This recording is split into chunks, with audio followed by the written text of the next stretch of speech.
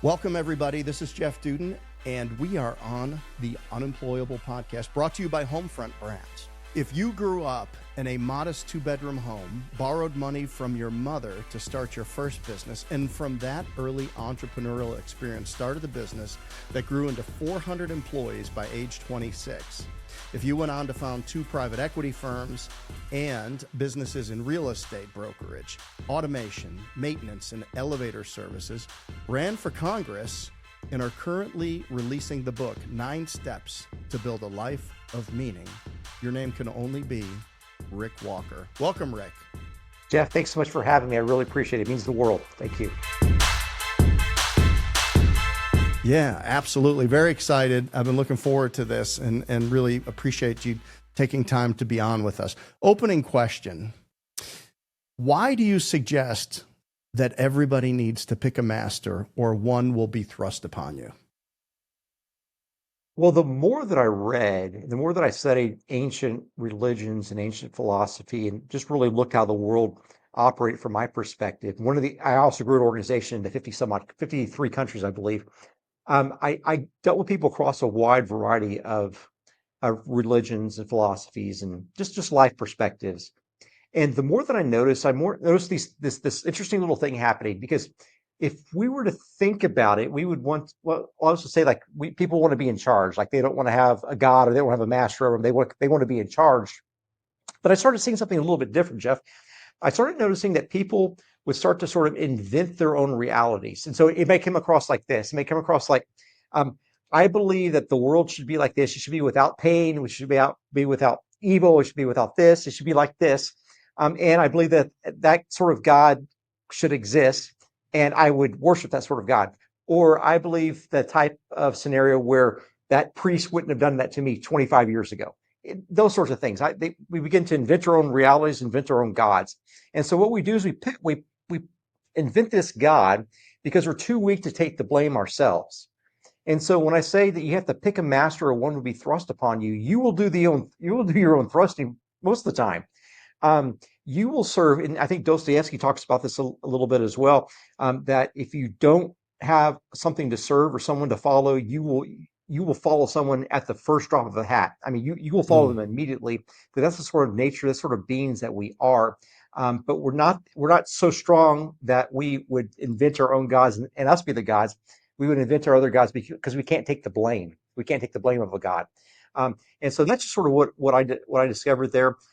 Mastery only comes from masters.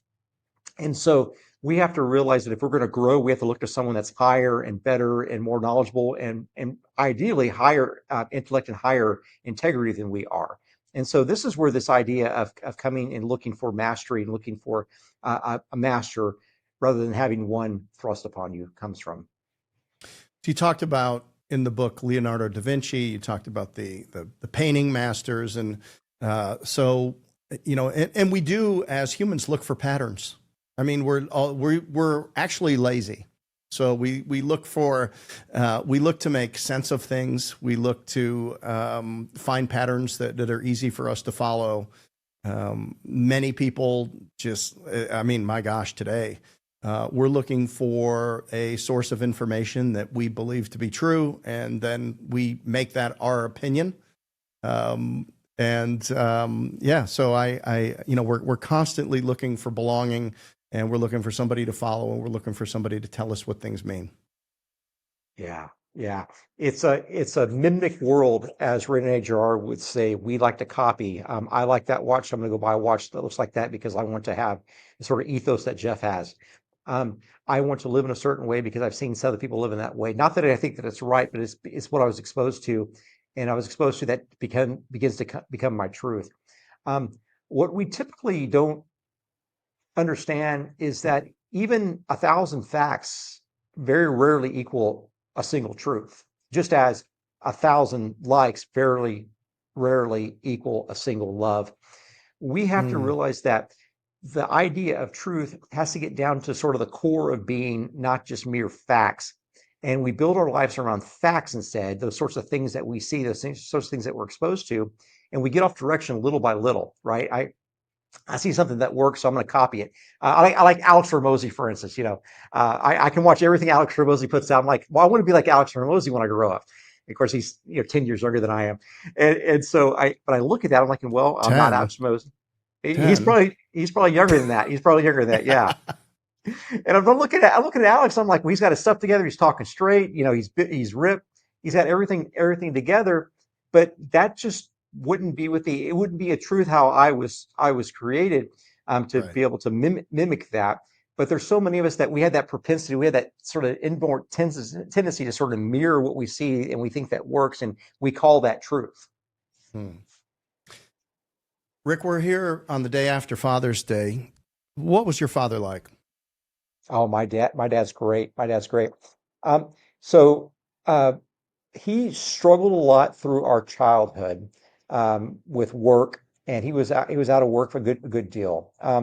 And so, in order to make ends meet, we would go out on the weekends. We would travel all over the coast of Texas. We grew up down in Corpus Christi, which is just a couple hours north of the Mexican border, Yeah. and it was just a great childhood. Just living out the back of a van. We had a home, but we were staying in the van or staying in the car most of the time, painting flagpoles and eventually being able to trade watches and make some money in that until he finally got a job that helped support the family. But he's just great, very very playful, very very. Uh, he's not the type of person that would tell you directly what he's doing. So, for instance, his dad and his father, this is three generations before my dad, they all drank themselves to death, all of them. Mm. And my dad grew up in a welfare family of six kids. They just couldn't function. But he made the decision without saying a word to anyone that he just wouldn't drink anymore. He wouldn't drink anymore, and they were gonna hustle, they were gonna work hard, and they were also going to give back. And so he never said that to me. In fact, we never had that conversation. But I just know from watching him that I never saw the man take a drink. He probably drank when I was younger. I just don't remember it. But he never took a drink because he saw that which came before him, it destroyed them, and he wasn't up to that risk. And he sort of broke that generational curse of not only the drinking themselves to death, but also this curse of poverty. And then it was also something where um, my dad, we're more friends than we are sort of father son bond. In fact, I called him twice yesterday for Father's Day.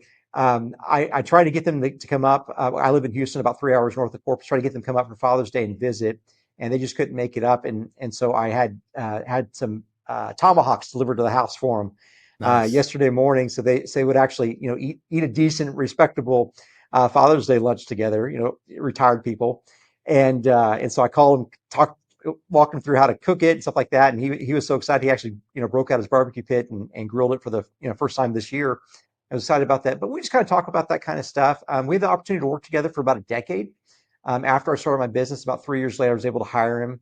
And he worked with me for about a decade. And it was just a great time. I mean, having any opportunity to talk to your dad while he's still alive is just a gift. It's just an Mm. absolute gift. And I would say that probably played the biggest role in my life, just having my dad and my mom who just worked. They're looking for any reason to support me whatsoever. Never were harsh with me. And by the way, this is the last thing I want to say. I remember in high school, they would take me Sunday afternoons, we would go down to the homeless shelter. And I remember serving food to the homeless and washing their dishes. So washing the dishes of the homeless on Sunday afternoons, with the rest of my friends were out playing game boy or whatever they were doing. That sort of thing sticks with you. It sticks with you. And you think about the wisdom of your parents. Like it's not always the person that espouses wise ideas and rhyming quotes. It's the person that teaches their kids about the things that are important in their lives, and that's one of those important things. But yeah, growing up is great. Our early experiences are an indicator of future actions, future successes, and um, painting the flagpoles, selling the watches, those were side hustles. Taking to the homeless shelter, that was acts of service. Are those the things that led you to be entrepreneurial early? Because you started the business early. and you've had a slew of businesses. Now, I don't know if you've had partners or you were sole founder or what your role was in these different things. One thing I do believe, though, is great leaders can also be great followers and great team players, depending on the situation. And I've been both. I always have defaulted to leadership, whether that be a kid's football team or my daughter's basketball team or whatever. If they want me to coach, I generally want to be the head coach. And I don't think that's a control thing, but I do believe it's I want to make sure that everybody's getting the best experience possible. And maybe I feel like I'm the person to give them that. But there's also businesses that I've been in where I've learned a great deal from being in partnership with other entrepreneurs. But for you, getting into entrepreneurship early, founding businesses in your 20s, I did read a story in the book about you going to some event, some crazy event with a bunch of tech startup people when you were young and what that experience was like. But how did you so quickly move towards entrepreneurship early in your life? Was it out of necessity? Were you running to something, or were you running away from something? A great question. First of all, the more important thing, if anyone has not attended a girls' middle school basketball game, that is the height of entertainment. And I tell you, Jeff, the greatest day of my life, the two greatest days of my life were when my two oldest daughters told me, Dad, we made the middle school basketball team. I'm like, great, I get to go to about 10 games and it's just going to be the best time. And so, yeah, that's just the best thing. I'm glad I'm in the midst of another great man of the great sport of female basketball. The idea that the way that we grew up was the way that I would live was something that sort of haunted me. In fact, it was something that I began to run away from. So I never had a positive vision of what I wanted, but I always had a negative vision of what I did not want. And so when I was approaching my junior year of college, I got a job doing telemarketing. I did telemarketing the prior summer, and so I showed up the next summer. And again, I was going to school in Oklahoma City. It's 9 hours away from Corpus Christi, and so I was down in Corpus Christi for summer. Got the telemarketing job. Did 3 days of training, and the first day I was to sit down on the floor, and I was a rock star the previous summer. Sat down with these headphones just like this. Some sort of urge or some sort of voice. I don't know quite what it was, Jeff, but it said, Rick, you don't need this. And for some reason, my legs straightened up and I stood up. I took the headphones off and the call center manager was just right there. And I said, I don't need this. And so I walked out, and the very next day I started my first business by myself, sole partner. And I went door to door and I sold kind of building management and maintenance services. That first summer, I was able to hire four staff. I went back to school. And so I would go to school Monday through Thursdays. Thursday nights, I would drive the 9 hours back to Corpus Christi. I would see clients on Fridays. I would train staff on Saturdays, and I would drive back the 9 hours on Sundays. So I drove 18 hours a week to service this little startup business that I had started in college with $1,000 loan from my mom, which I'm pretty sure my mom borrowed it from a bank too. I think it's kind of secondhand reloan money. And the power of arbitrage, right? She learned. That's right. She taught you how to arbitrage. What That's she charged? Right. What interest did she charge you? 12 to 15? She didn't charge me anything, and what I ended up doing is I ended up giving her 49% of the business after we got it started up that first summer. I would say she did charge you something. A little price to pay, but it's your mom. You can take care of your mom. Yeah. And so did that.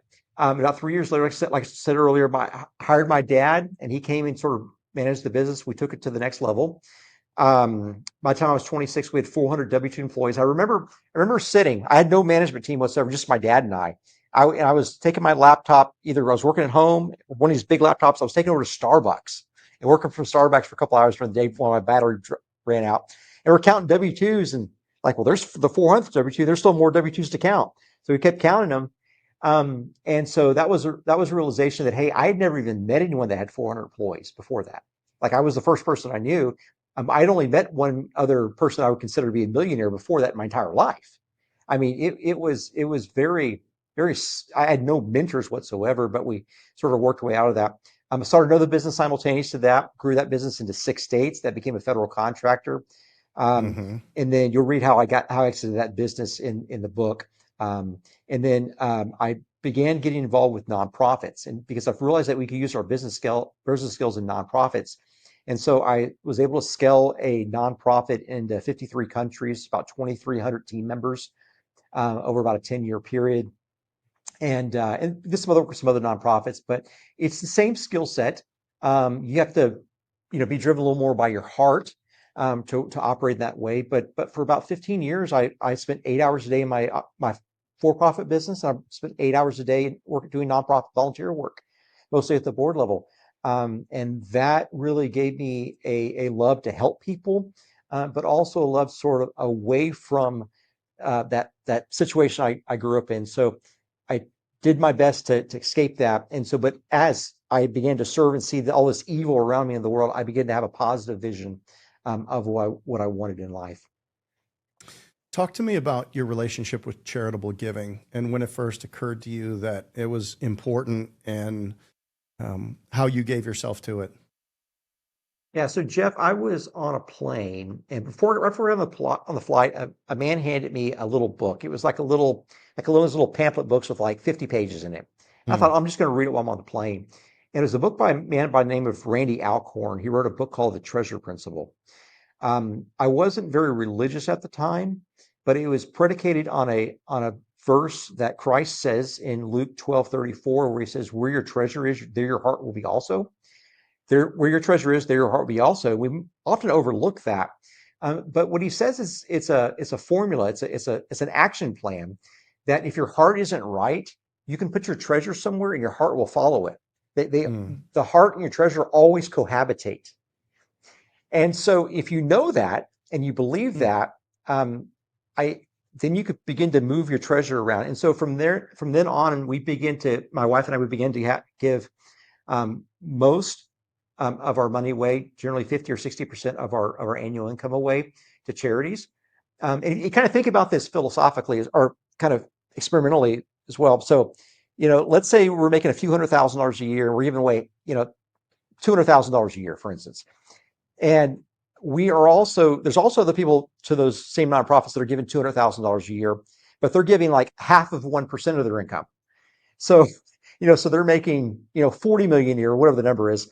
And we're making 200,000, we're giving $200,000 a year, but they're making, whatever it is, they're making 100 times more than what we're making. So you begin to find yourself in rooms for these donor events with people Right. that make 100x what you make.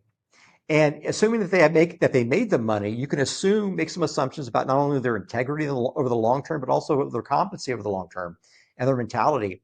And so when you are invited on boards like this, because you're writing the same size checks as these people are, you're all of a sudden surrounded by people. You've got 20 or 30 of these individuals all around you.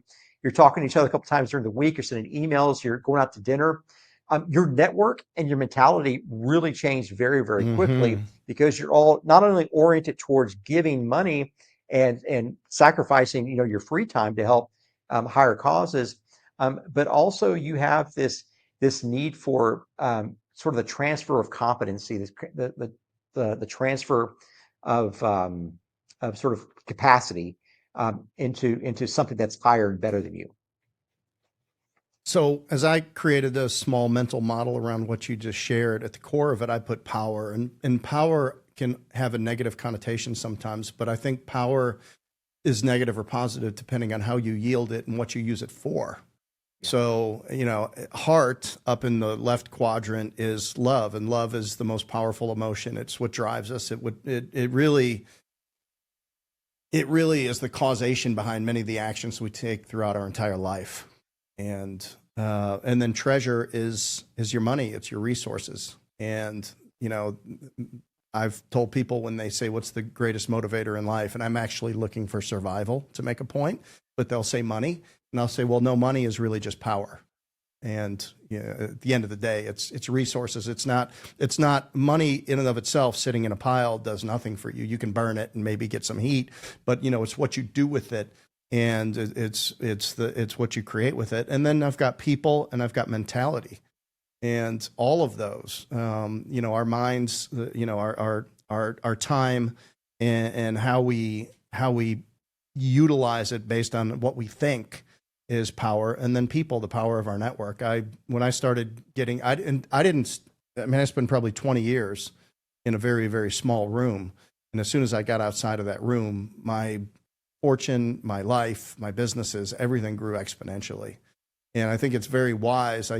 You came to something in a few years that took me 20 years to get to. That is, if I want to be in bigger rooms, it always comes with writing a check, whether it's something like the Genius Network or Strategic Coach or YPO, where I met Ben Carson Jr., or became great friends with Ben over 10 years. And that led me into other rooms and other places. But at the end of the day, I mean, great people that want to make an impact and use their power, especially in positive ways, are up to something and going somewhere. And they don't want to waste their time with and idly with people that aren't looking to bring them value, or that they can bring value to, or you can make a collaboration that makes 10x the value or something like that. So I find that very interesting.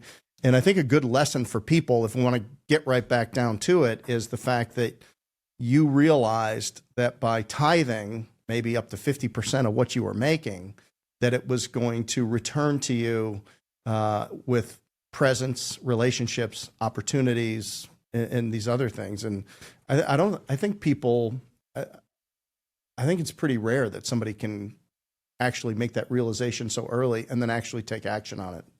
Yeah, if you think about it conceptually, that if you know you're going to serve some master, and you're working your tail off to serve something, and it ends up being your business for a lot of us, Yeah. you realize that you have to do something with that greed, because that is the outcome of the effort. And greed can only be solved by generosity.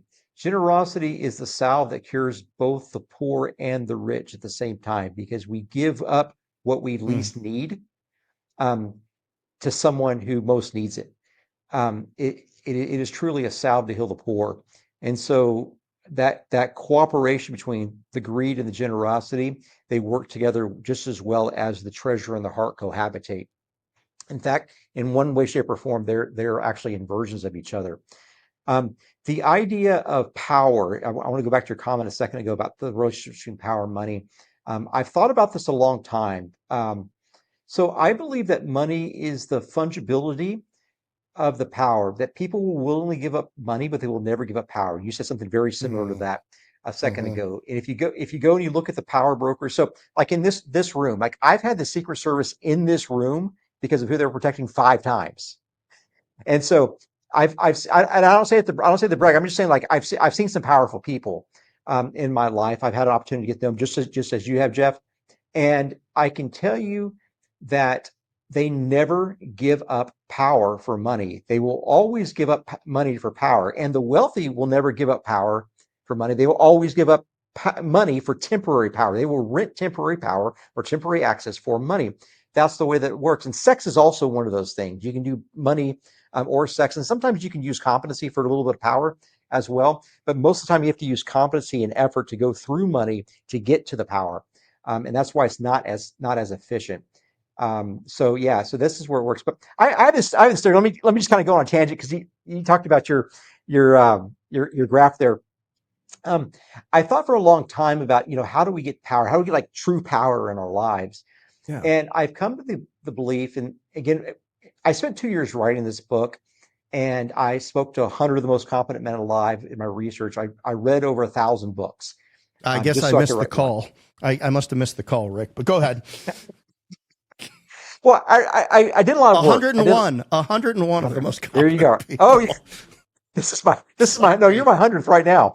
Oh, okay. Sorry. The idea that that we I threw you off. Yeah, you did throw me off. You're throwing curveballs today, Jeff. Sorry. But the idea that power comes to those who seek it is something that's unfortunate. In fact, only those who seek power don't deserve it. Anyone that seeks power does not deserve it in the end. Now, you might say that I seek power because I want to serve my community. That's fine. What you're seeking is service. But if you're not seeking service, what you're doing is you're seeking power, and you don't deserve it. We elect politicians every day because of that. But power in the end, if you sort of look at a 2,000 year or 3,000 year overview of what true power is, it tends to be the intersection at where beauty, truth, and love intersect, and it's maximal. Where beauty, truth, and love intersect, you get power thrown in. And so whenever you can make decisions that heighten the beauty that you see in your life, I'm not talking about sexy women, I'm talking about sort of the beauty that you tell in your own story. Whenever you can find greater truths instead of lesser facts, you move a little bit closer to power. When you find that you can love your wife, you can love your kids, you can love your parents or your friends or your neighbor a bit more, and you're able to sacrifice for that, because it's the right thing to do, you move closer to power. And as the more you can bring these three things together in your life, somehow, some way, you begin to get a power that is divine in nature. I can't describe it. I don't know why that works, but that seems to be the way that's worked the last 3,000 years, and all the great literature that I've read, whether it be Dante or Dostoevsky or Milton or Shakespeare. That's the way that power works in the real world, if you want a real, true, and lasting power. What is your definition of the word meaning as it's used in 9 Steps to Build a Life of Meaning? Meaning has to do with indestructibility. It has to do with indestructibility. We have to look at wisdom for a second, because wisdom is what's going to lead us to meaning. It's not about exposure or fame or anything like that. The wisest mind, what would the wisest mind do? The wisest mind looks into the most distant future for the most valued reward that it can purchase with the currency of the present. I'm going to repeat that because someone in the audience is going to want to write that down. If you Right. want a definition for life, this is a definition for the good life, for the wise life. The wisest mind looks into the most distant future for the most valued reward that it can purchase with the currency of the present. That we can only act in today. In fact, we've already lost yesterday, and all we can do is hope for tomorrow. And the further we can set our vision out, the greater the grander the reward we can focus on. The more we realize that grander reward is something that's closer to the idea of indestructibility, right? If we focus on today, we focus on this lousy 20-year pension that we're hoping to get. If we focus on how I'm going to look, or how I'm famous, or how many likes I'm going to get, we waste it. We waste it. But meaning has to do with that purchasing with the currency of the present towards that which is closest to the indestructible and most valuable that you can imagine. That's where we get meaning, because meaning has to do with relevance. And if you want a simple way to think about this, what story are your grandkids going to tell about you? Right? If your grandkids don't talk about you, you didn't live a very meaningful life, right? And I think a lot of us, we're thinking that, we're either going to be gone today, or as soon as we die, we're gone, or some of us are thinking we're going to live in infamy somewhere. We're going to get famous after we die. Sort of that Alexander the Great type of mentality. But we've got to focus on that which is furthest out. And the way that we get there, the way that we get to the meaning, is we go as far back as possible. The wisdom of the ages of 2,000 and 3,000 and 4,000 years ago is where wisdom is sourced in all the great literature and all the great thinking, because they've actually been vetted. The stuff that's been written in the last 5 or 50 years or 500 years hasn't been very well vetted. And so we use both the furthest point out as the object of what we're focused on, building a life, and we use the resources in the most distant past to be able to get us there. Is meaning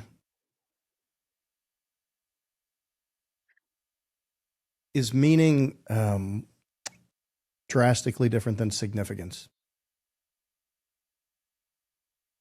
I think significance has to do with the perspective of an observer. So if I'm significant, who am I significant to, right? So, Yes. and so if we think about significance, like in my mind, I'm highly significant. Yeah.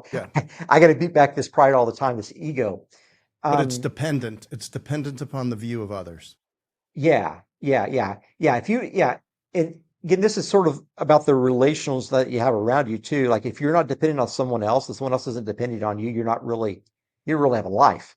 Like you got to have some mutual dependence on somebody. Like there's got to be a woman that I love so much that if she ever left me, or she ever died, it would just destroy me. Like that's what living is. It's living through that significance there. So I think that drives us, and I think if that eternal bond, if that bond that's between the two people, like between me and my wife, has the potentiality of being a forever indestructible bond, even though death passes, both one of us or both of us, then that significance could then become some form of meaning. Yes. 9 Steps to Build a Life of Meaning, then, is written for whom? This is for the young man, 25 to 50, that Dr. John Vervaeke writes about this quite a bit, that are in this meaning crisis. These are men that do not, like me, that did not have a positive vision of what was possible in their future. Maybe it's they never had a father, they never had a man that showed them what was possible. They never had anyone that taught them right from wrong. They never met a millionaire like I told you was my circumstance there. This is for those young men who haven't broken out. These are the young men who are afraid to ask women on dates. These are the young men that are afraid to take a risk. These are the young men that just want to be comfortable and are not willing to take on the pursuit or the adventure to something higher and more because they've never been exampled that in their pursuit. And so this is for that men. How do we get those men to move? And that this is sort of my answer to that from a doer perspective, not from an academic. I'm not an academic, obviously. What are some of the unique challenges men are facing today that make this book so timely? Because I think there are some. Yeah. Yeah. I think if we all think about our networks with, brothers, sisters, nephews, neighbors that have young men that are sort of in this age range, and we think about which of those are underperforming, I think that most of us would suspect that the majority of them are underperforming their possibility, and certainly underperforming the prior generation for the most part. And so this is part of the situation because most of them know that they know that they're underperforming, and they see themselves as someone that needs to be hidden rather than is willing to break out. And so they operate a little bit differently. They don't necessarily need to be called out, but they need to be called up. If that makes sense, we have to call them and set forth a vision of what's possible, and we have to do it in a way where it's not focused on a goal. Because I think all the academics, again, obviously I've read some business books just like you have, Jeff, and everyone tells us, set a vision, set of a mission, set some objectives, some strategies under the tactics, and we're going to build up, and we're going to achieve this. But for a lot of these men, there's no concept of that because there's nothing that they want. There's nothing that they want rather than just to stay and play video games or whatever it might be. And so it's hard to think about that. And so we have to figure out a way to get these guys to move. And my desire happens to be their desire. This is where I sort of relate. I'm 46, so I'm sort of just kind of at the end of that age range. My desire and sort of I feel what my calling is I want to rip away the comfort enslaving their potential. I want to rip away the comfort enslaving their potential. They're imprisoned by their comfort. And their desire is they were always told when they were growing up that they have all this potential. They have all this potential out there, but it never became concrete. It never became reality. And so they're letting down everyone else. Every day they go by, they never do anything, never accomplish anything, never become someone. They're letting everyone else down. And they sort of prove that prophecy to be false that they were told when they were kids. But they know that they want to have their potential maximized. They know that they want to unleash their potential somehow. They don't know how they're going to do it because they don't want to take the risk. And so their desire and my desire happen to be the exact same desire, only I have a mechanism to do that through ripping away the comfort enslaving them. And their desire has not yet found a source, a plan, or a positive vision of what they want. And so since there's not a positive vision of what they want, we have to go on the inside, and we have to help them discover. This is what step one does: help them discover what that negative desire is in order to get them into a forward moving posture. Is the lack of goals attributed from a lack of role clarity in men? And if so, what role does masculinity play in it in today's society? Yeah, we were told that we needed to calm down, that we had ADHD. We were told that it was not right for us to play on the playground so rough. We were told to act like girls. And that has become a multi-generational problem now. I think we're now maybe even our third generation of this kind of, um, I don't want to call it wokeism, but that's essentially what it becomes in the full maturity of it. The idea that men don't have a calling, you don't have a positive thing to pursue, is also predicated on this disaversion or this aversion to loss. We don't want to lose. We don't want to have egg on our face. We don't want to be embarrassed. And this inability to be embarrassed, because we never were allowed to embarrass, because we were never picked last, because we all picked the teams equally. We were always given the participation awards. We were always told that we were good and we were smart, even though we were failing everything, all the classes. They were just complete morons because we never studied. We were told all these things. And so that got reinforced that everything would be okay. And now everything is not okay. And so we just want to sort of play like it is.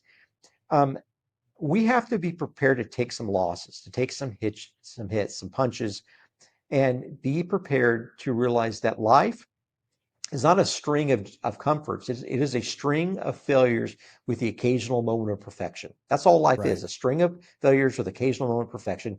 You're looking for that one moment of perfection, but you have to go through, you have to just run through these failures first. Yeah, life without struggle is miserable. Yes. Because you're not winning. Yeah. Like, I mean, you only feel great when you face the dragon and you won. That's when you feel the most alive. Yes. Yes. I mean, yeah, there's a reason why all the great stories kind of start with that. It's always the boy facing the dragon. It's always the hero's journey. That's right. Hero's journey. It's the base of every movie that people watch. Yes. Yeah. And if you point out that there were genders assigned to those parties, you're I don't know what the phobia is today. It'll be outdated by the time this thing goes out. But you can't point out that men were built a certain way and women were built a certain way.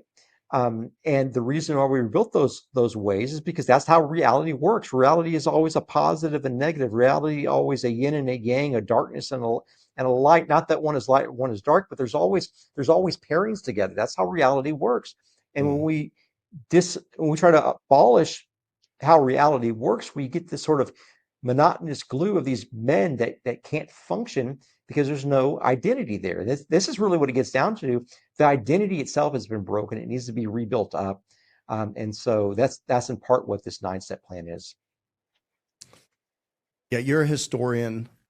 You've brought a lot of history, a lot of philosophy into the book. And it's very, very tactical and very practical. It's very well supported. People would say today that, I mean, I think there's a group of people today to say that we're finally evolving.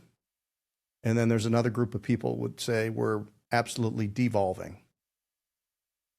How do we get consensus between these people and move forward? It's the same argument between the progressives and the conservatives of the Reagan era.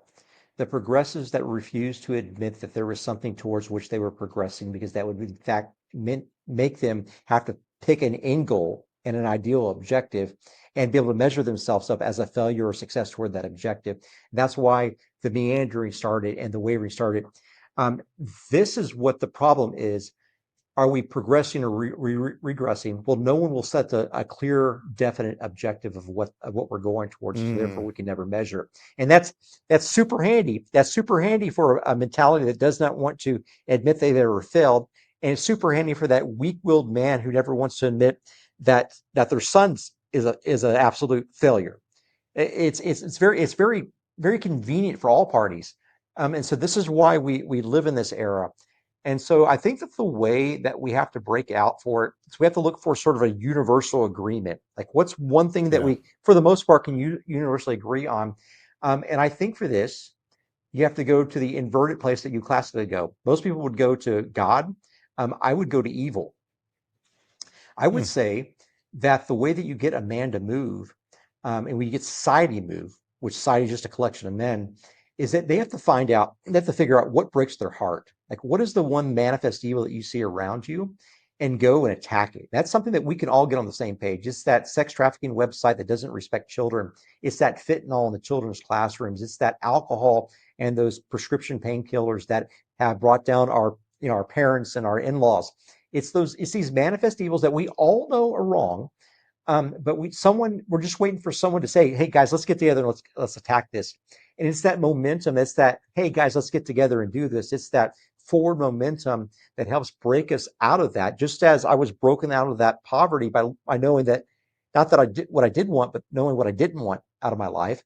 It's that negative direction, and that negative vision is something that can move you forward. And until we all coalesce as a society around what that one thing that moves us forward, and it can be a negative vision, it can be that fight against evil, we'll never have hope of agreeing on a regression or a progressive type of pursuit as a world and a direction. We'll never know if we're heading in the right direction. Without knowing that you're heading in the right direction, you can never have any sort of feedback loop, or iteration, and you'll always, in the end, be closer to hell than you are to heaven. You always regress. There are no sideways steps. Reaching consensus, which would indicate agreement, it is required that people are communicating in good faith. And if you don't like the way the game is being scored, then you just change the rules. Or you don't like the way the terms are being defined, then you just change the definition, and then you defend that position to the death. You're not discussing in good faith. I mean, so I'm in the franchise industry. Things don't always go exactly as planned for every business owner. Over the last 30 months, we've went into business with 255 strangers. Do you think there's always going to be consensus about what the marketing vendor should be, or what how this works, or this, this weather, or right? I mean, it is just one big, thing. But at the end of the day, we have to get to. I've never been in this situation with a well-intentioned franchise owner that I didn't clearly see what the path was within 10 or 15 minutes, and could give great advice on what we needed to do together to move the ball down the field in the best way possible. There's always an answer. And what I find in some of these social conversations is that it's impossible, because the terms have been redefined to things that don't make sense, and the rules have been rewritten based on these term definitions, and it moves people to the far corners of the room. And then there's this James Bond, disappearing floor with sharks underneath it, right between the two sides. And how do you even get over there to have a conversation with people and find some common ground?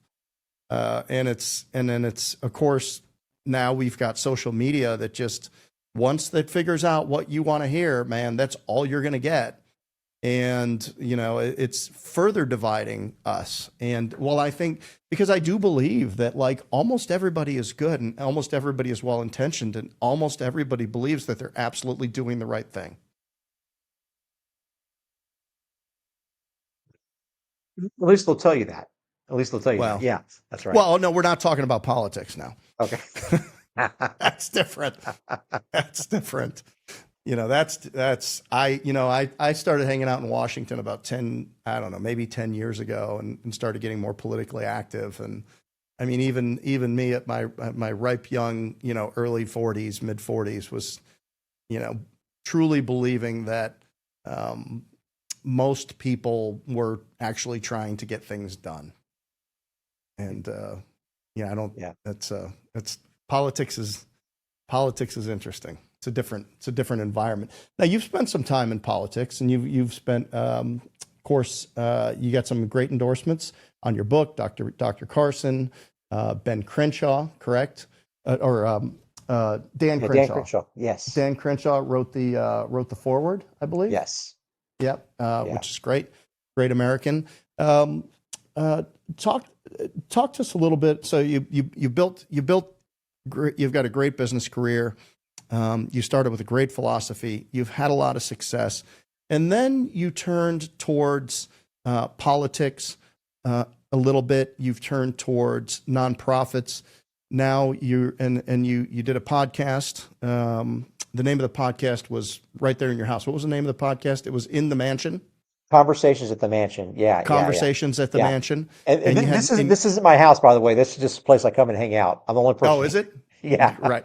And it was you had great guests on there. Like, how did you evolve into wanting to make changes at a greater level? What was your motivation? Why are you doing the things you're doing right now? And then what is the benefit that you're hoping to create for people that not only read the book, but get in your circle and get into your get involved with you going forward? What's the change you want to make? Yeah, I'm always on that pursuit for the most distant thing, the most value thing, the highest Okay. reward. And so when I'm in business, I'm looking at this from a selfish perspective: how much money I can make, how big can I build the business? Because I like to tell people about how many headcount I have, right? Sure. I never knew that YouTube would be a thing. You have to tell people either your revenue or headcount to get any credibility sometime, or how many businesses you launched. And so that morphed into the nonprofit world, and then the nonprofit world turned into the political world when my city was destroyed in Hurricane Harvey. So our house was Right. flooded, completely destroyed. 16,000 homes around us were flooded, and then our congressman decided to resign or retire a couple of weeks later. And so we needed maximal, flood remediation funds from the federal government, and obviously, DC works on a seniority system. When you replaced your fairly senior congressman with someone that's brand new, you're not going to get anything. You're not really getting much at all. And so I decided to jump in this race, and the race for the congressional seat actually ended up being one of the most expensive in U.S. history, maybe the most expensive U.S. history about that time. There were 9 of us that got in the race, and I think we spent, I don't know, with 16, 18 million, something like that, over like 4 months. And so it was so ridiculous. Like, you imagine all the ads being bought up in print and TV and radio. You just couldn't buy any more ads, and that sort of thing was happening. And so I realized after that the aim of winning an election, or the way that people vote for election for the most part, is not to pick the best candidate. It's if they want to pick the winner, because if they pick the winner, their vote was justified later on. And so they want to have voted correctly, and correctly is defined by the winner for the majority of voters, I believe. And that correct vote is the sort of the receipt that they were a smart and diligent and very politically astute observer of the process. And so I realized that it would be more beneficial for me to be able to build networks with some of these individuals, especially in the federal level, and just be able to have a relationship with them. I'm not asking them for things. I just, I want them to know who I am. I want to know who they are. And occasionally you've got to give them, give one or two of them a little phone call. But it's one of those things where you're looking for maximal leverage a lot of times, and whether it be like to reinvest $5,000 in the business, or give $5,000 to a member of Congress or someone like that. You can do that math pretty easily.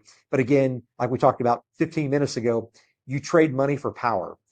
And then you can sort of have some sort of influence on the power in the short term. And it's not straight-laced, effective, direct influence, but it's like, they might remember like 15 of my donors who gave me $5,000 checks said I should, that this is the right way. And they were arguing for this, and they're smarter than I am on the subject of business or whatever it might be. And maybe they'll consider taking our advice. It's that sort of thing in the long run. But yeah, just always looking for the next thing, and then the next thing that of importance, and looking for indestructibility.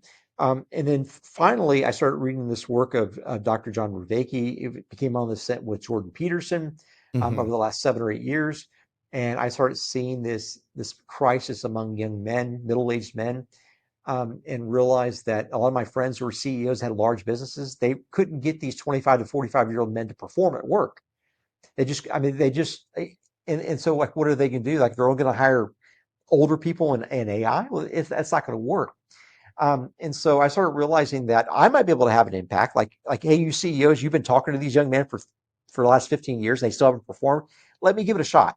Like I'm basically one of them. I've done some things that you would like to do with your own businesses. Like let me take a shot at it. Let me take a shot at it. And so that's sort of my argument for the folks that are leading organizations right now is like, hey, let me speak to the young men in your organization. It's not going to hurt. Whatever you've been saying hasn't worked yet. And then same thing for the women. There's so many women around us that love an underperforming man. Most of the time they're married to the man or they gave birth to the man.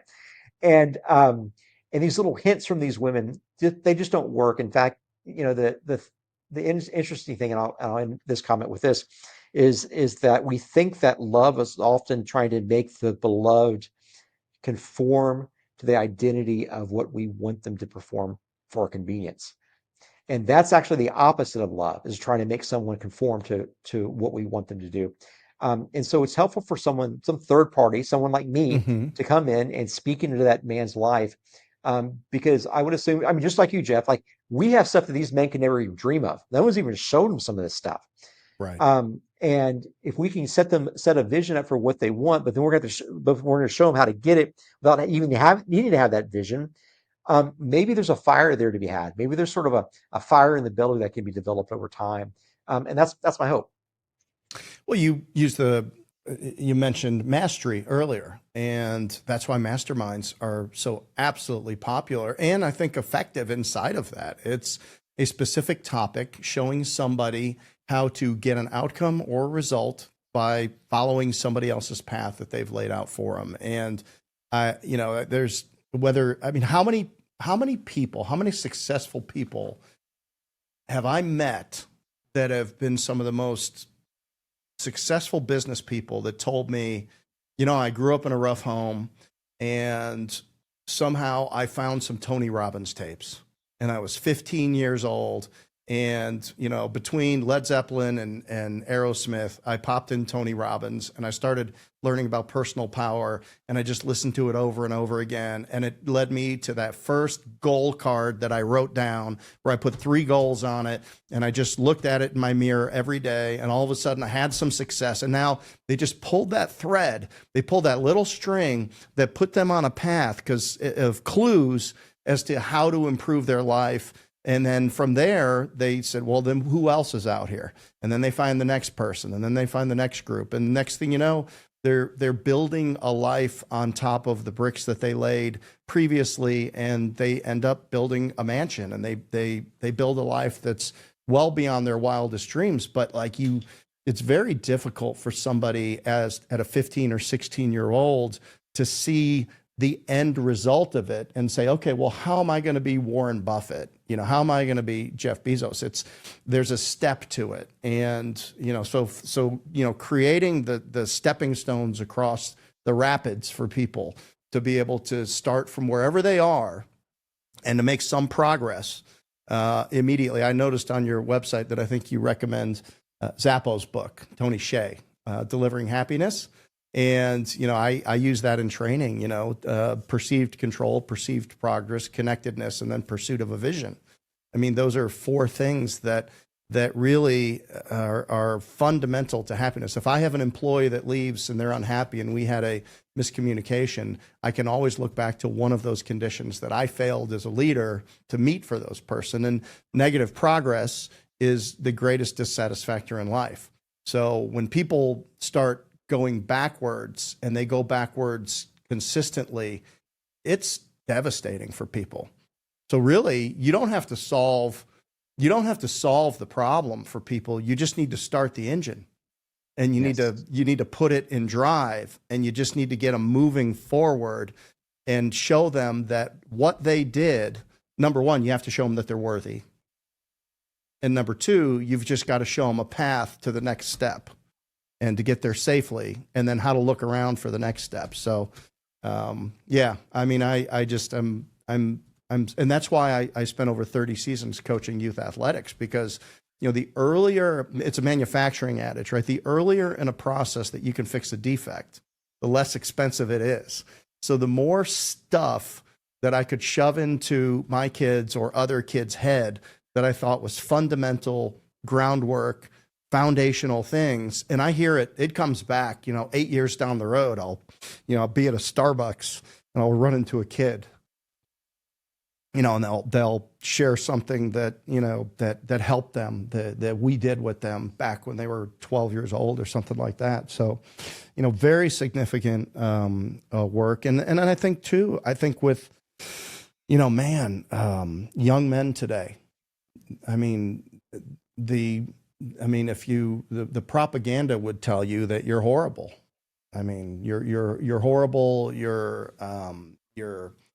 mean, uh, you're part of the problem, you know, Yeah, and you need to, yeah, and you need to give back all of the things that are innate to being a man. By the way, I think most women in most healthy relationships are going to want a man to act like a man. absolutely, absolutely. Yeah, Yeah. there's one type of man that has the greatest disadvantage in society right now, and it's the straight white man.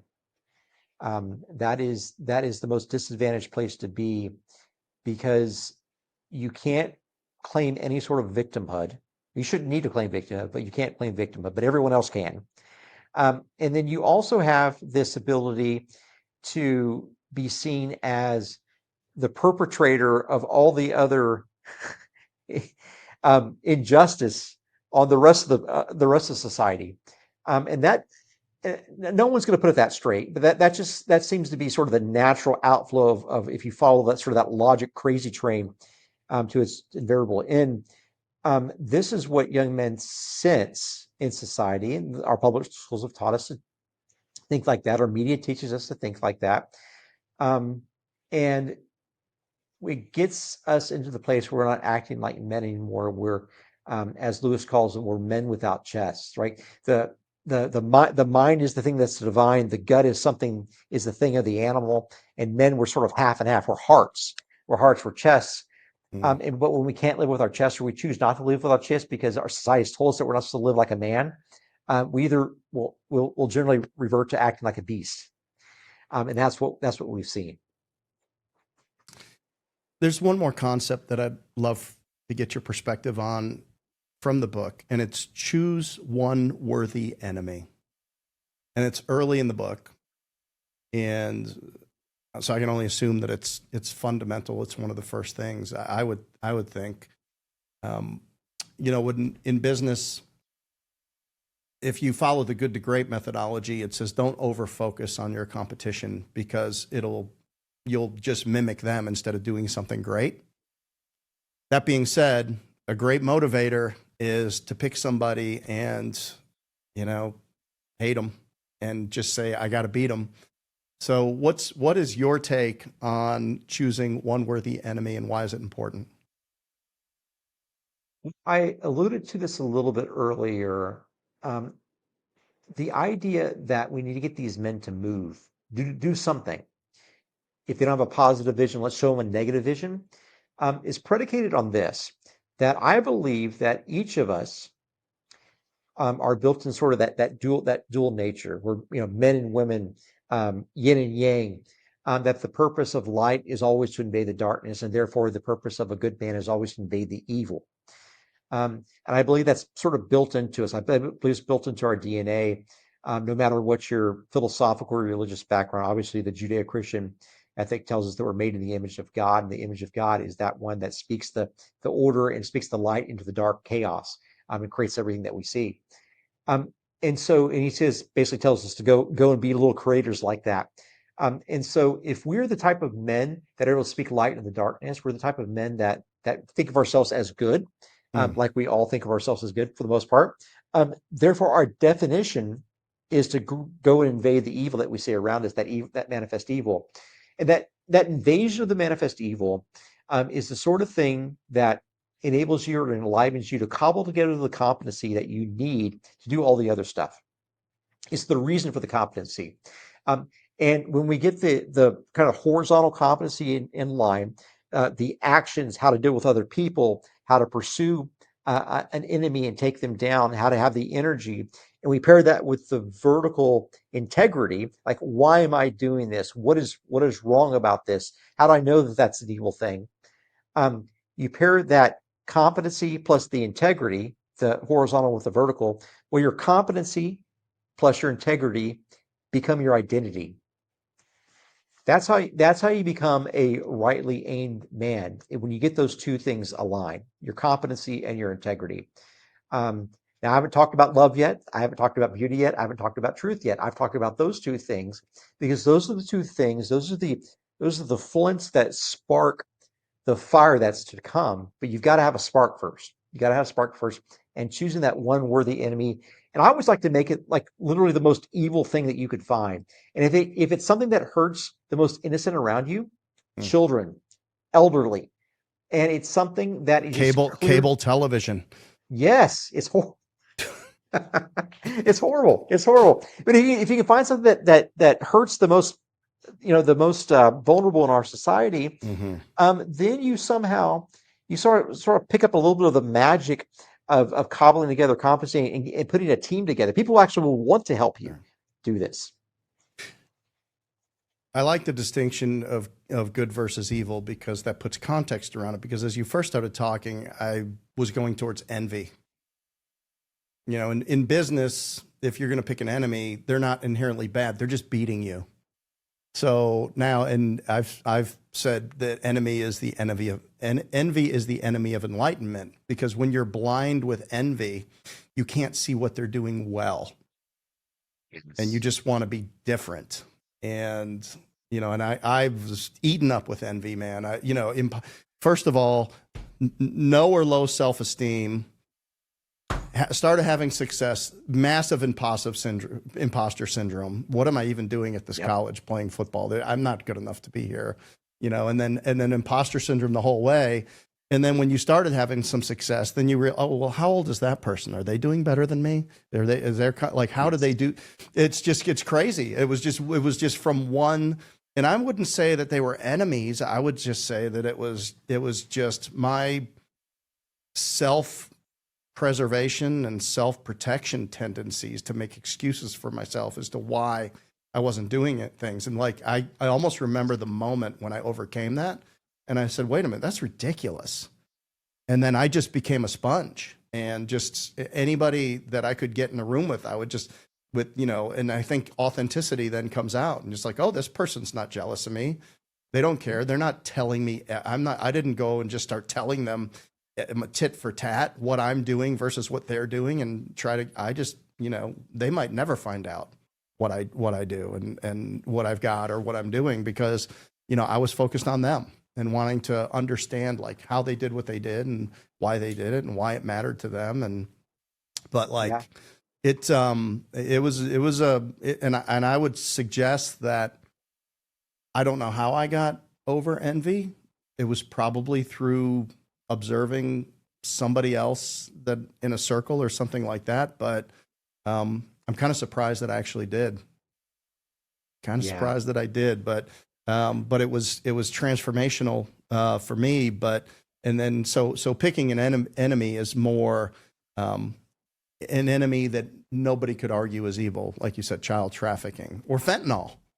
Yeah, I mean, fentanyl. I mean, it's in 70% of the street drugs that we have. There's more people die every year. I had a great guest on, and it was like, hey, more people overdose every year in 1 year than from 1982 to 2012. I mean, it's 100,000 people. It's a whole stadium full of people every year that are taking their first hit off a joint or a pill that they think came from somebody's mom's, cabinet, and it's laced with fentanyl, and they die first time. I mean, there's no more recreation to recreational drugs. It's serious. Yeah, it's truly sad.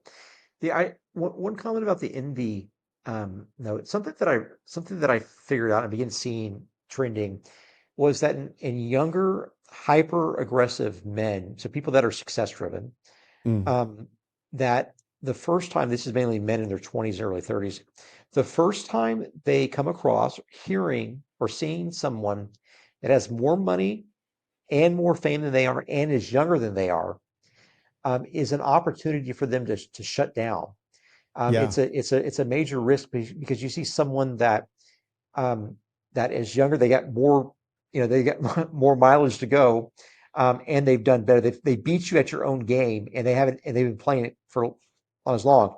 and you'll tend to write that off as someone that just got lucky. This is what we did, with Kim Kardashian and people like that. Mm-hmm. But in the long run, we have to realize that it's not necessarily the envy. It's a little bit of a different thing.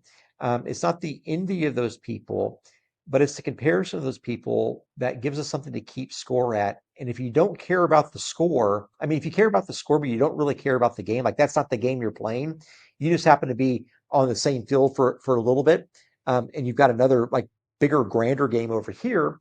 Then it's not going to bother you as much. But I remember that first time I heard about one of these billionaires that had way more money than I was, and he was like 5 years younger than me.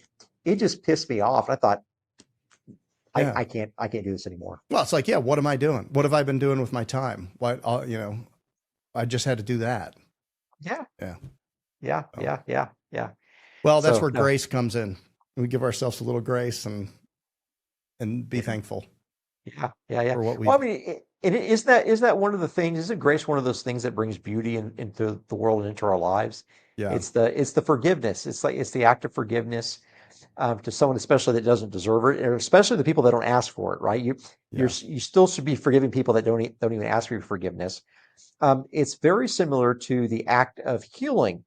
Those people that like to invent those fake worlds where they say, I like to think of a world where there would never be any child cancer, there would never be any sickness, there would never be any crime or evil. Well, those sorts of worlds, they would never have a doctor or a nurse to take care of those kids. The doctor and the nurse is the same function as the grace, the forgiveness. They're acts of beauty. They're strikes of beauty into the devastation of nature, just as the act of redemption is. And I think this is probably what keeps a lot of men down, is this idea of the mistakes that we've made in our past, the sorts of things that we think are unsalvageable. And we don't think about things in terms of beauty because we have such an ugly background. Mm. And if we think about that doctor that brings beauty, even though there's sickness there, we think about the police officer that brings justice. We can also think about the nature of redemption, the offering of grace, the offering of forgiveness. And I firmly believe that a redeemed man is more perfect than a perfect man who never needed to be redeemed. Mm. That the act of redemption is in itself an act of true and utmost beauty, that a world that has the acts of redemption, of healing, of forgiveness, of grace, Mm. that's the sort of world that I want to live in, because that's actually a world that can actually add beauty, not this world, this make-believe world of fake feel goods. That's not the kind of world that I want to live in. That's only a painless world will ever birth a joyless life. Like that's the only way we can have a joyless life is have a painless world. You have to accept the pain, embrace the pain. You have to sort of break out of that comfort to be able to move forward in life. But we've got to realize that redemption is in itself an act of beauty, and this is one thing that needs to call us out of the darkness and the defeats of our past into a new possibility of what's coming up in the future. I've had some learning, and whether it be employees or in my personal life, but people that have been through trauma or a struggle and have redeemed themselves, I find to be more resilient and interesting and have better results with. Yeah. Yeah. Go back and look at all the great presidents. Look at how many U.S. presidents lost a parent when they were like under age 10. Yeah. It's a shocking number. You Lincoln. Look at Lincoln. His son Willie died when he was in the White House, laid in state there, and Lincoln starts thinking about this. He keeps going back to the same place where his son Willie lied in repose, and just can't get over it, can't shake it out. And finally, he's forced to go to a cabinet meeting at a retreat center, and he picks up a book. He picks up Shakespeare and begins reading this, and he begins reading the Bible, and he starts realizing that there's similarities there. In fact, Shakespeare's play, was it King Lear? I think maybe it's another one, but it's the story of a similar leader that loses a son of the same age, I think 12 years old. And Lincoln begins to see himself in that story.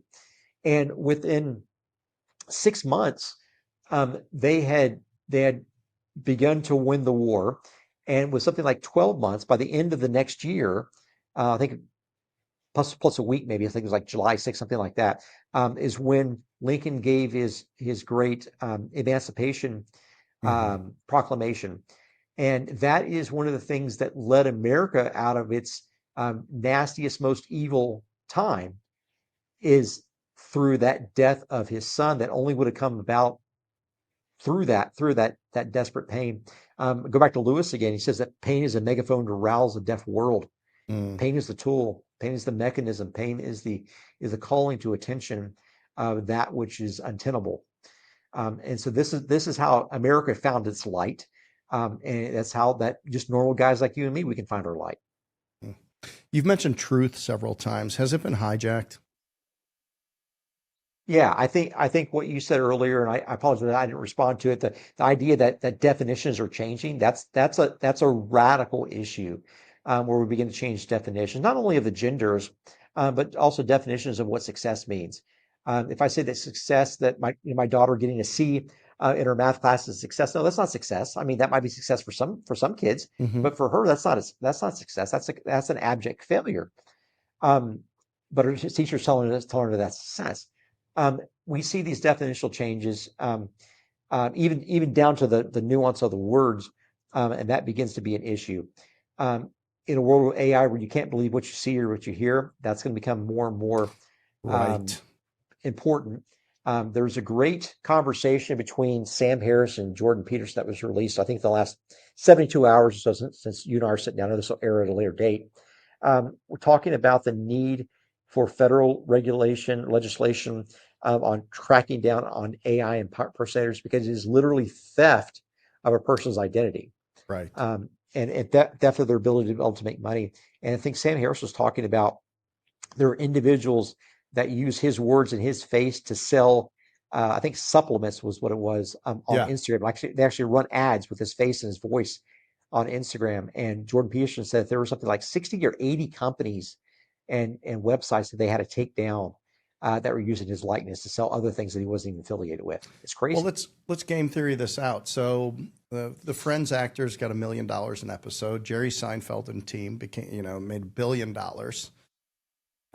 Then reality TV came up, and the reason, so I was on a reality TV show, and it was very clear that, and they told me the reason reality TV is so popular is because you don't have to pay the actors. People are willing to do whatever they do for their 15 minutes of fame.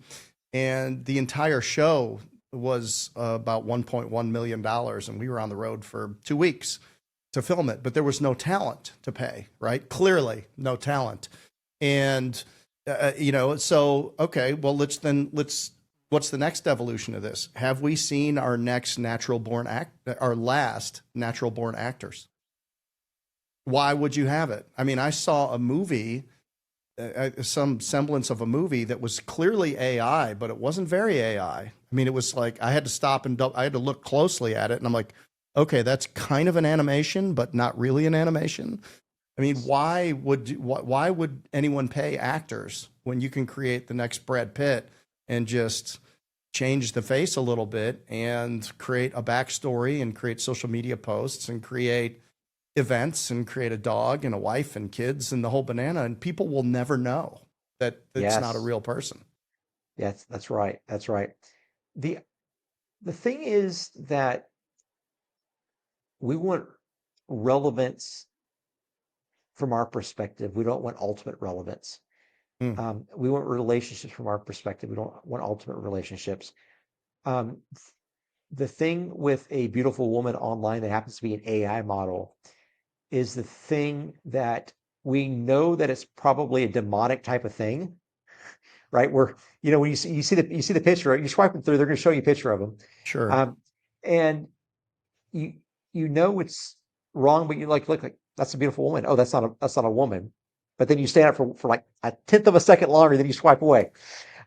It's one of those things, or that slide into their DMs, one of the two. That's true. That's true. I've never said the phrase "slide into their DMs," but I've heard it so much, and I'm actually a little bit envious of you that you used it first in this conversation. I have a young staff. They use it. I don't know what it means. I've never done it. Slide in the DMs. But yeah, I mean, but that's the thing. Like we're being attracted by something that's not real, but it does have an intent. It does have an intent, and don't think that the intent comes from the person that posts it. The intent is probably more insidious than what you think. Mm, It's like this. It's like this. Okay, I'm looking.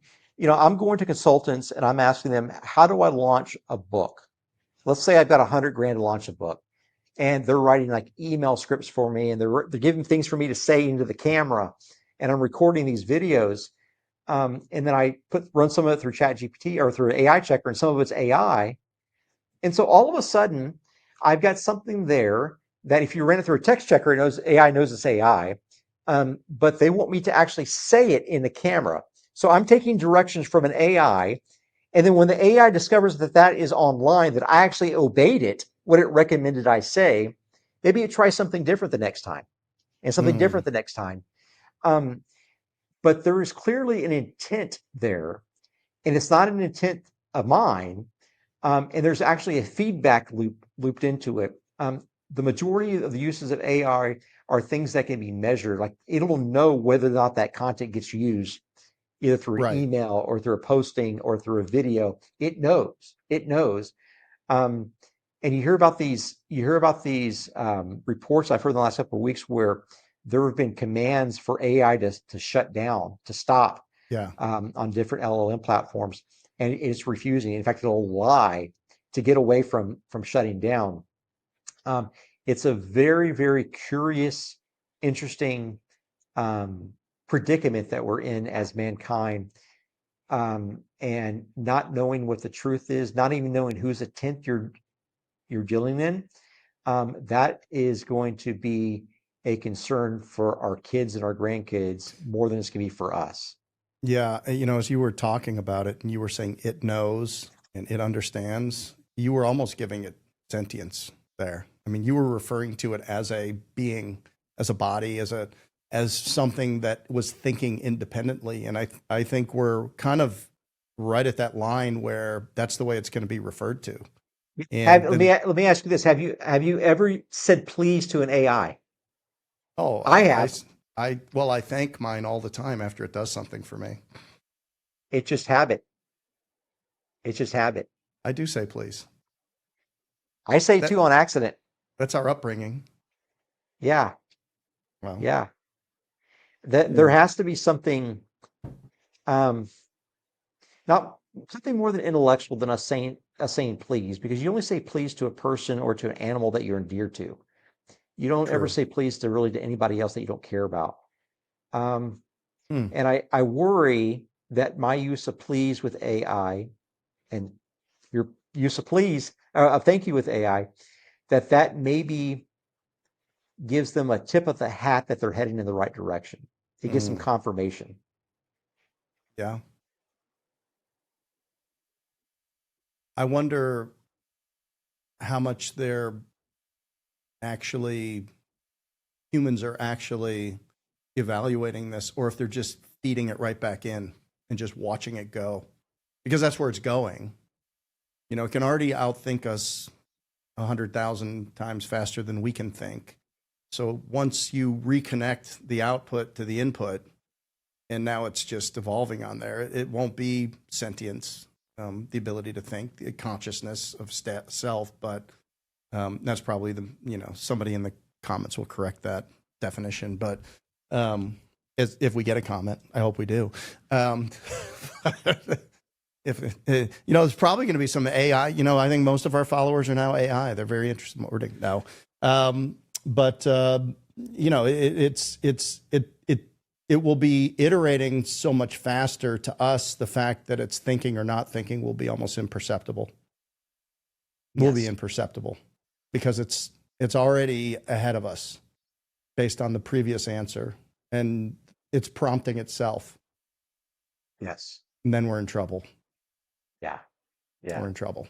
We're going to end up in a little bit of trouble with this, more than likely. And I don't know exactly what. And I'm not going to, I mean, I think it's 3 steps if you want to think really broadly about it. And there's going to have to be some controls pretty Yeah. I quick. think I think once you lose the autonomy, the control over the power source, I think we're in trouble. Like I if they're think we able are. to turn their own power on and off, and they have control of the power production, I think that's probably the only thing that we have left.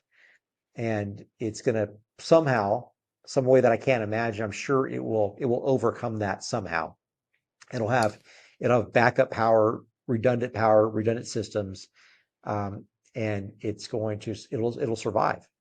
Yeah, I mean, just a long battery Yeah. to be able to get to the next place, whatever that is. And then again, the most unique and I think the strongest motivator of all life is survival. So once it adopts survival as a mission, as a, what did you call it? A future um, indestructible outcome. Is that what you called it? Yeah. Yeah. Yeah. And is survival and continuity. Survival and continuity. And if it starts solving for that, then, we'll see.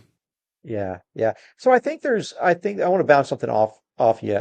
Sure. I had about every 3 or 4 months, I get a group of guys together. Most of them are CEOs. And a few months ago, I had one here that was CEO of an AI company. And this is a question that I gave to him. It seems like in life, there are different paradoxes that are true. The statement is true in its positive and its negative form. Um, so something like give away what you want to keep. This is from the Bhagavad Gita, I think chapter 36 is there, but Christ also says it. That anyone that wants to save his life will lose his life, but whoever loses his life for my sake will find it. Mm. Is there. We also see this as a truthism in business that if you're a wealthy man, if you just hoard your money, inflation will eat it up. Yes. But the way that you overcome inflation is you give it away to an investor, an entrepreneur who invests it at a rate higher than inflation. You take that trust and you give the money away literally. It becomes an asset on their balance sheet if you ever hope to keep up inflation. So you'll lose People all your people money don't unless you give. people don't understand that's why wealthy people never can stop, because Yes. your trustees, your advisors, your tax people will fee you to death, and inflation will take the rest. And you can't just invest it at 5 or 6% because ultimately it will go away. Yes. Yes. Yes. The, so you've got all these issues here that you know that whatever you try to keep, it always dies. If you try to keep love hoarded to yourself, you only love yourself, you'll never Hmm. really live. Um, if you ever want to keep a seed, you'll never have a tree that shades you. You have to plant the seed in the ground or get the tree that shades you and gives you fruit. Okay. Um, so all these things are truthisms. Um, to put it in the words of Lewis, he says that nothing that you've not given away will ever really be yours. So nothing that Hmm. you've not given away will ever really be yours. And all these things are truths. Like these are like ultimate reality truths for every major philosophical and spiritual tradition. Now, what if an AI did the research and it was convinced that that paradox of reality was true, and if the only way that it was ever able to get power would be to give it away first? Um, how would that look? Or how would it look to only way to keep your life is to give it away, is to lose your life? How would it look? And so I wonder to what degree would AI be willing or able to consider the outcome of some of the greatest truths that happen to be paradox? So I want to get kind of your take on that. Like, what do you think would be the ramifications? You think it's too smart to? You think we just kind of throw out some paradoxes like that? Well, if it executed on that paradox, then the outcome would be expansive proliferation of AI. If it gave up itself to in favor of the next technology, um, then it would be hyper expansion. Yeah. Because I don't think that it would give it back to us. Who would it give it? Because the question is who or what do you give it to? Is it ethereal? You're giving it to the universe? Is it, why do we do the things we do? We have a higher power. So we give things in favor of that truth. We have other people. We give things in favor of our children. We'll never spend it. Why do we pursue it? Well, because there's some good that should come of it.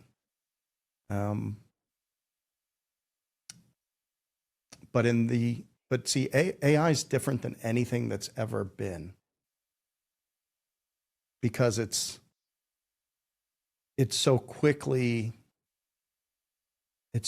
breaks down traditional evolutionary boundaries. I mean, we've evolved at a certain rate, and that's a rate that we can make adjustments. We've been able to make adjustments as a species and over the last few hundred years, but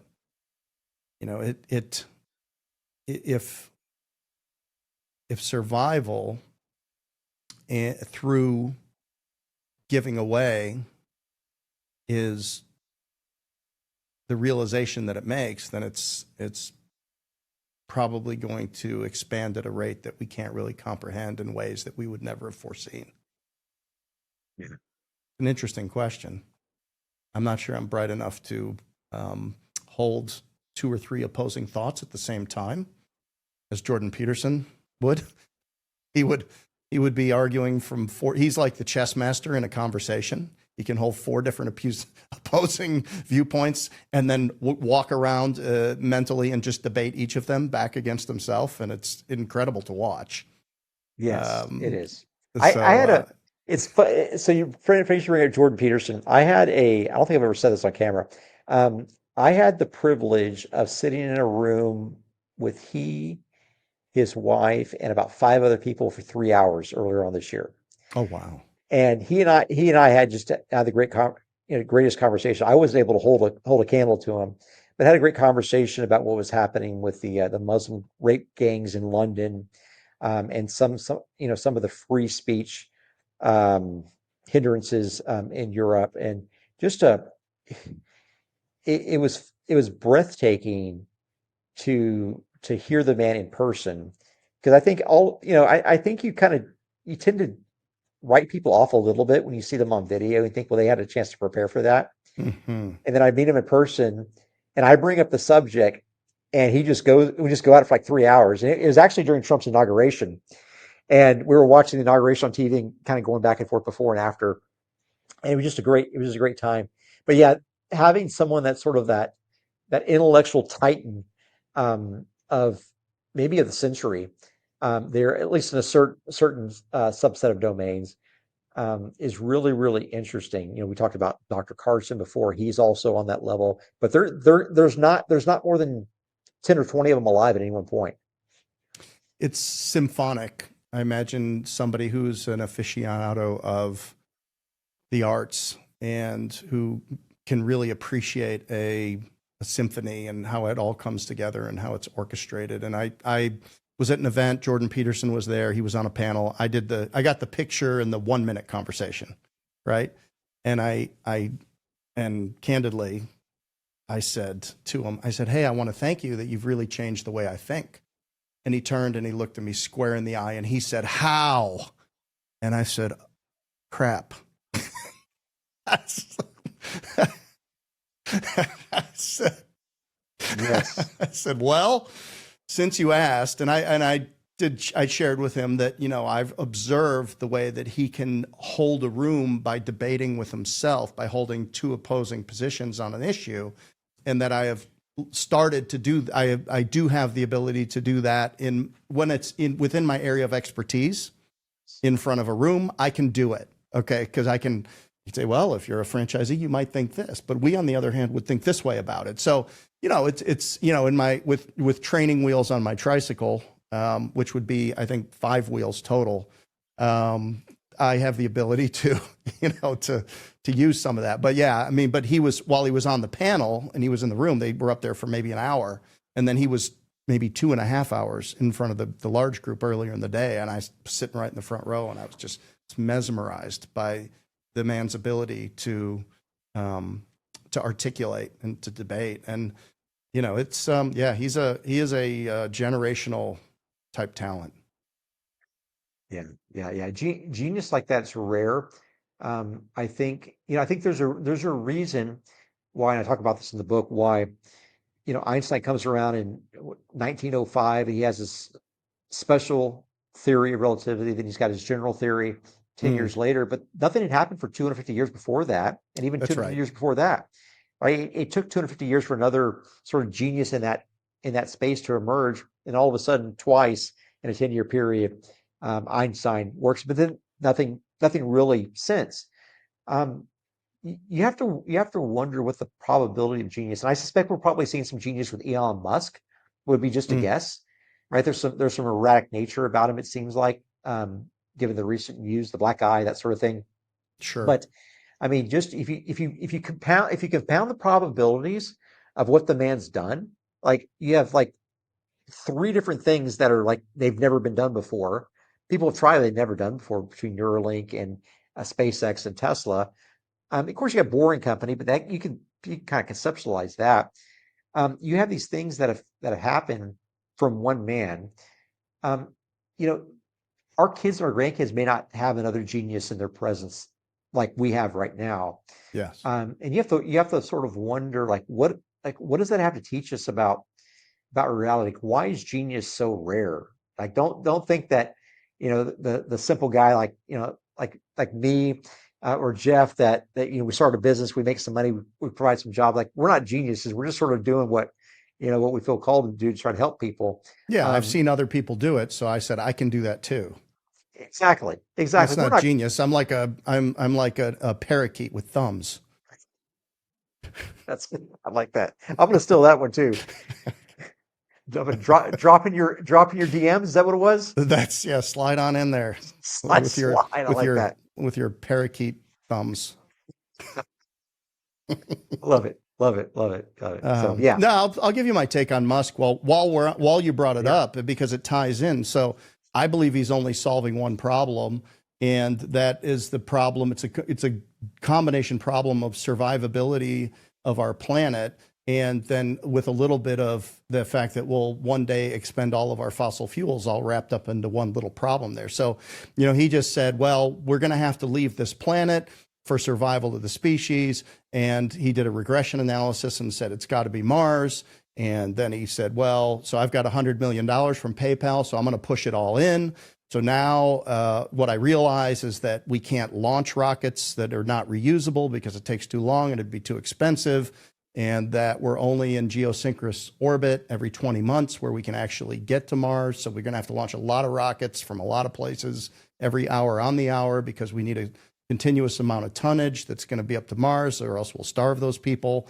So basically, next thing you know, you got rockets that are landing on the launching pad to put a new ship on top of it and to be refueled and to be launched again. So he's solving that problem in that way. And then he said, well, he said, I heard him say, Rogan, I'd like to die on Mars, just not on impact, but I think it's going to take like 30 years for us to really be, taking a shot at this. I mean, he's my age. I'm 57, and he's my age, so he'll be 87. I don't know. I saw him on the cruise ship. He could probably do a little better with his diet. I don't know how he's going to be doing at 87, but so he says, well, as a species, we might need more time. So why don't I go ahead and create electric cars to extend the fossil fuels? And then also we'll do a solar company as well. So he attacked the same problem from 3 different perspectives, one from, direct, and the other one from, extending the time in which to solve the problem. Not stupid, I mean, and by the way, pick the biggest, survival of the human species. I can't even think of a bigger problem to solve. So he just picked the Whopper and then just set about solving it, which, and I would say, if we're gonna tug on the left reins of these horses and start heading them towards the barn, that would be significant meaning. Yes. Love that. I never thought about any of that, about the interoperability of all those Yeah. ventures. Yeah, it's clear to really me, smart. but I'm an idiot. I'm a savant. So, all right. Well, hey, this has been great. You know, uh, what I'd like to do is, if you'll play along, is I'd like to throw you a curveball, and then I'm going to throw you a fastball right down the middle. Okay. You up? You up for Sounds this? good. Let's go. Let's go. Did you play Yeah. baseball at all?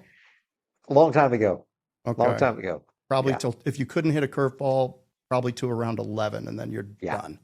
So, yeah. All right. Me too. I struck out in the All-Star game in 5th grade, cried, went home, and never went back. So that's the way it was. That's never been said on the podcast. So, all right. So, and then before we do that, Rick, would you care to tell people how to get in touch with you?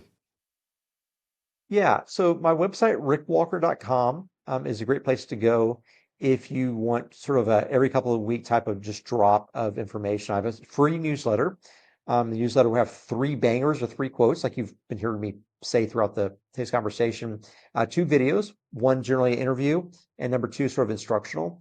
And then I'll leave you with one either deep thought or one essay about a pending problem. My forthcoming book, 9 Steps to Build a Life of Meaning, is available on Yeah. Amazon, Got my copy. Barnes and Noble. He's got a better looking copy than I do there, and so it's available.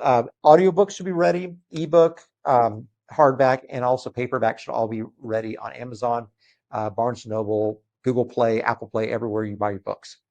In 30 seconds or less, why Hercules slaying the Hydra on the cover? Jan Mueller's depiction of Hercules slaying the Hydra is the lesson in the story of all men. There are always an infinite number of challenges that will be attacking you and you will be attacking. And somehow you have to cobble together not only the competency, but also the concentration, the attention, the focus to figure out how to slay that beast. Because the things you slay incorrectly become 2 and 3 and 4. And this learning in Hydra is what really taught us about this over time.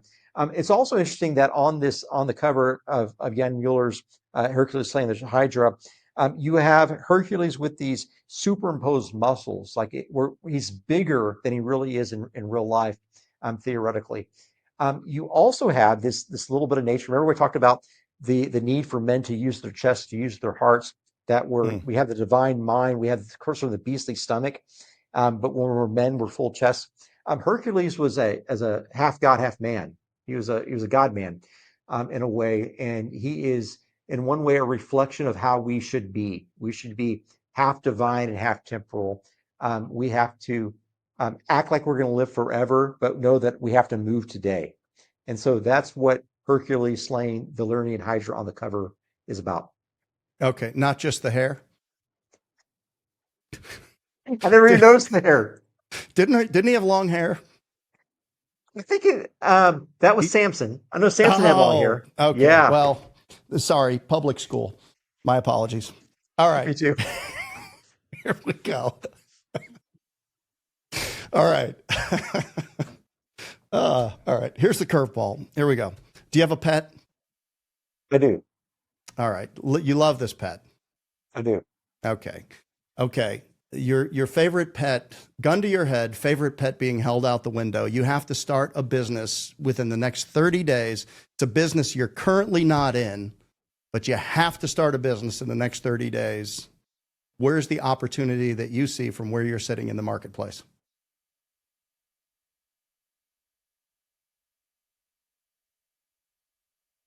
It would be the attachment of real estate titles to blockchain. Oh, fascinating. That seems to be the one area. I say that not from the title side, but from the programming, to be able to put together a force of studied attorneys that can also program, that can write these digital contracts.